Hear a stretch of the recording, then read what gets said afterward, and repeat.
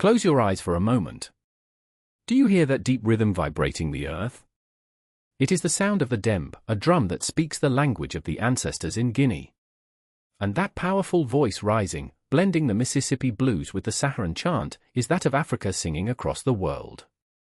Pan-Africanism, whose contours you are about to learn, is not just a political theory or a series of conferences of statesmen in suits and ties.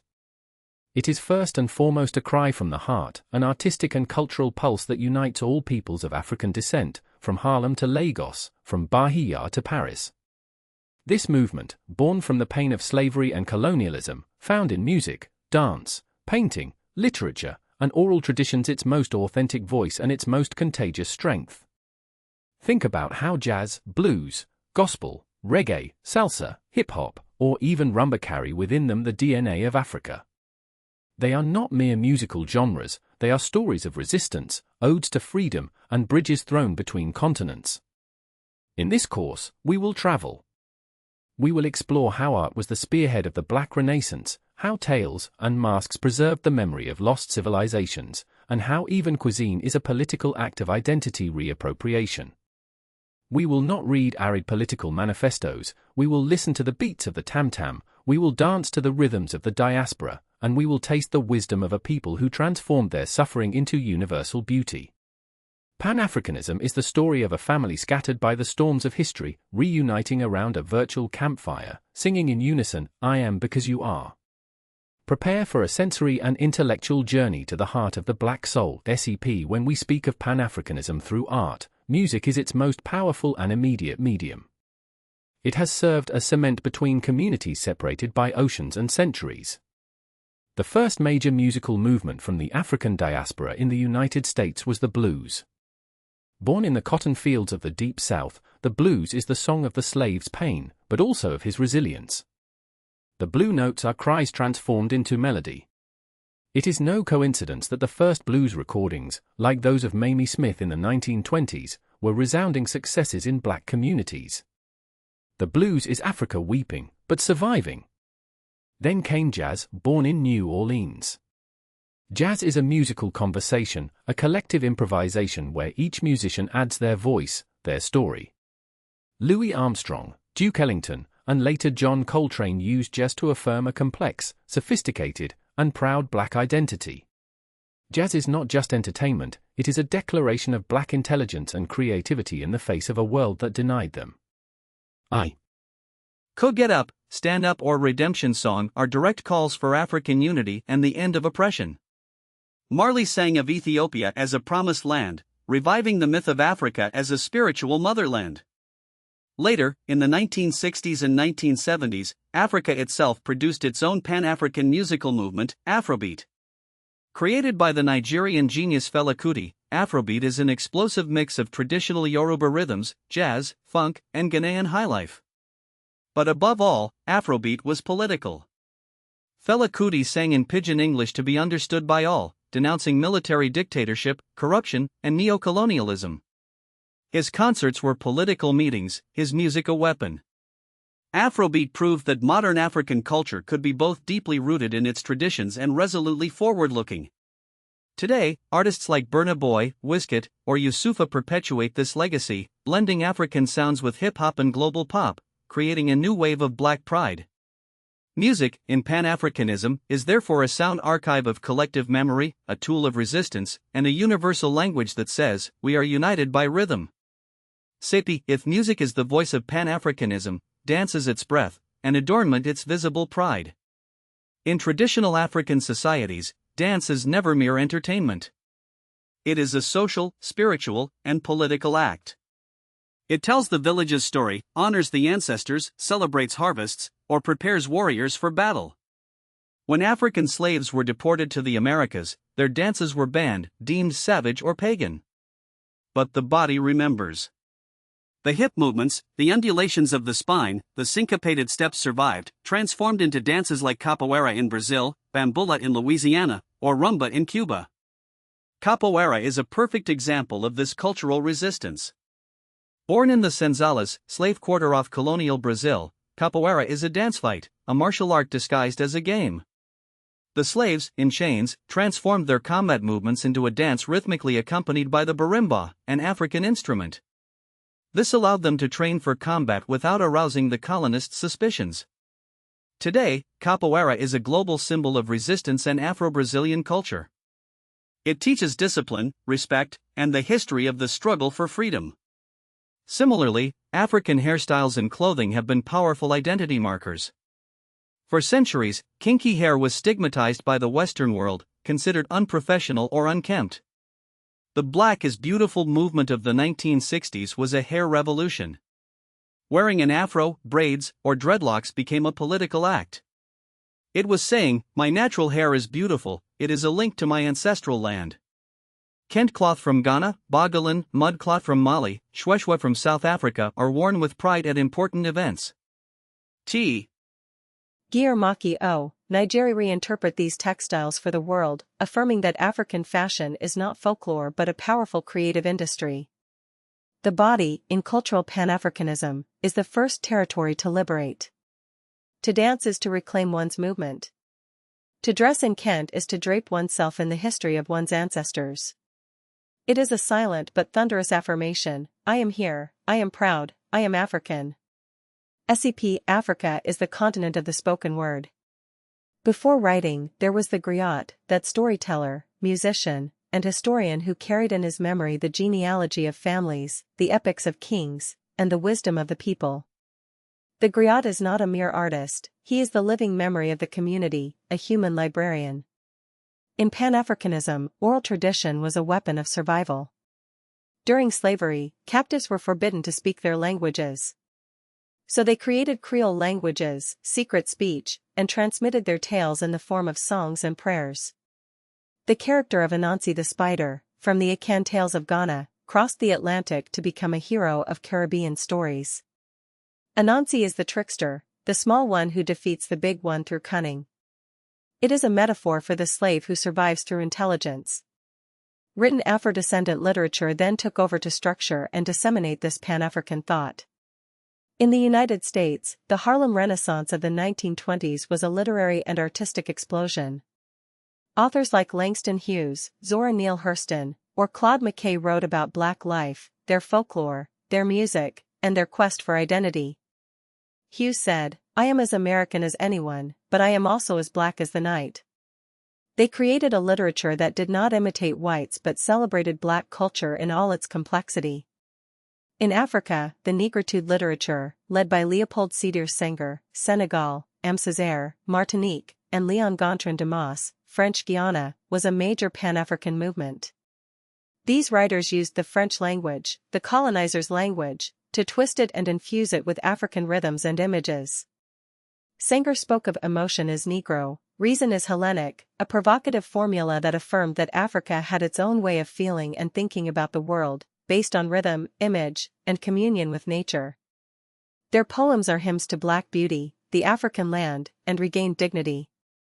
Today, authors like Chimamanda Ngozi Adichie, Nigeria Alan Mabenku, Son continue this work, telling complex, modern, and universal African stories.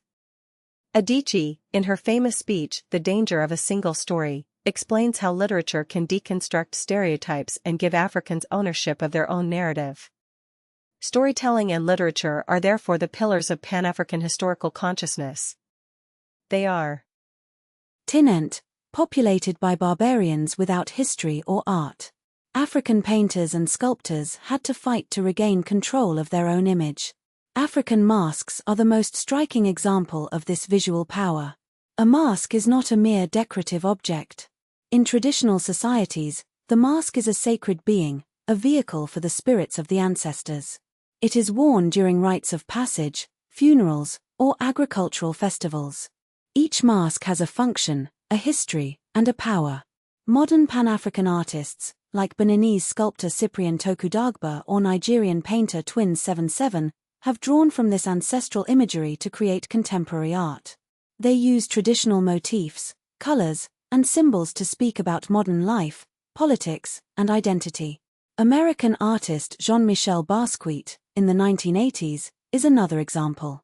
Of Haitian and Puerto Rican descent, Basquiat covered his canvases with words, crowns, and skulls, creating a raw visual language that spoke about the black condition in America.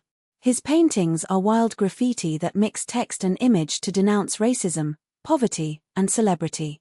He used his art to destroy the line between the savage and the civilized, showing that black culture is sophisticated and subversive. Today, African photography and cinema play a crucial role. Photographers like Malik Sidibe, Mela Sidau Keita, documented daily life and fashion in the 1960s, capturing a joyful, modern, and proud Africa. Their images helped deconstruct the miserabilist image of Africa. Pan-African cinema, led by directors like Ousmane Sembène, Senegal, known as the father of African cinema, used film as a tool for education and social critique. Sembène said that cinema was the evening school for Africans. His films, like Black Girl or Moulard, address themes such as colonialism, feminism, and traditions. They are acts of cultural resistance, affirmations that Africa can tell its own story, with its own eyes and its own camera. Pan-African visual art is therefore a declaration of aesthetic sovereignty.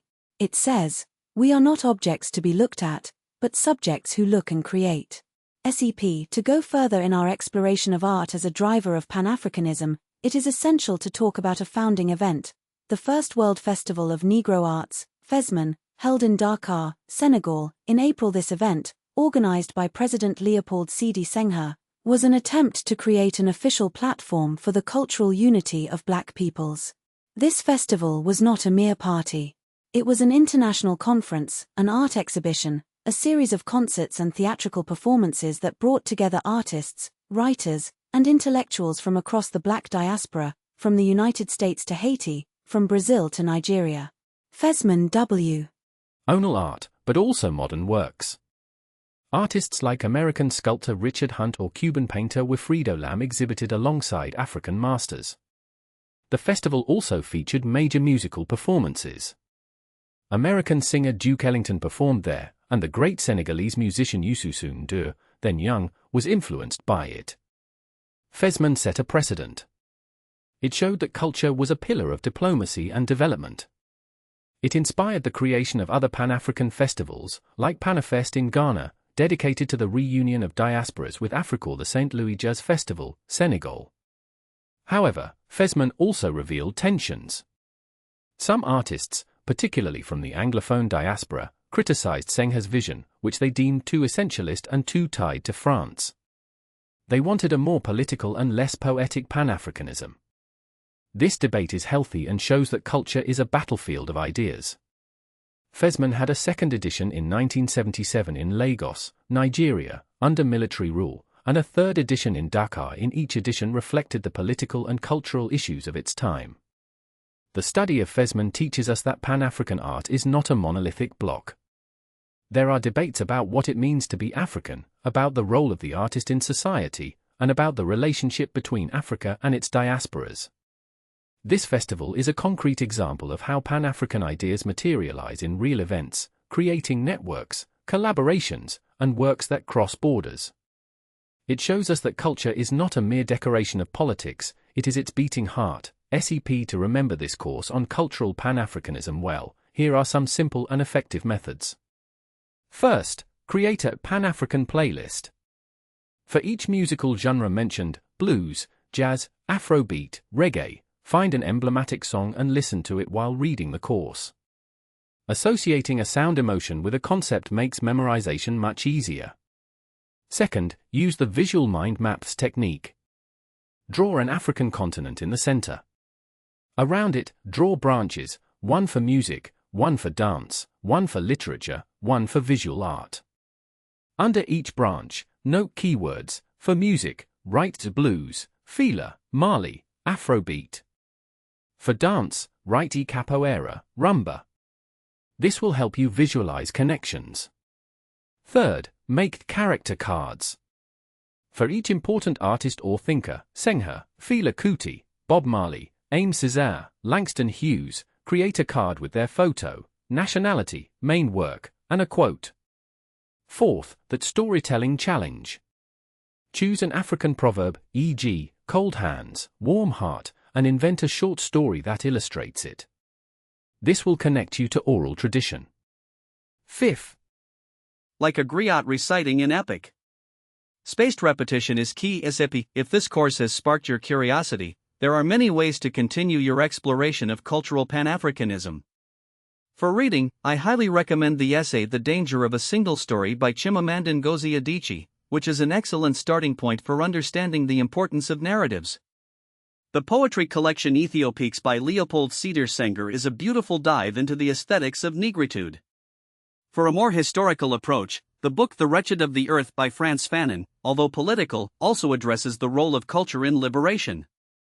For listening, feel free to explore the complete discography of Fela Kuti, especially the album Expensive Shit, or Bob Marley's albums like Exodus.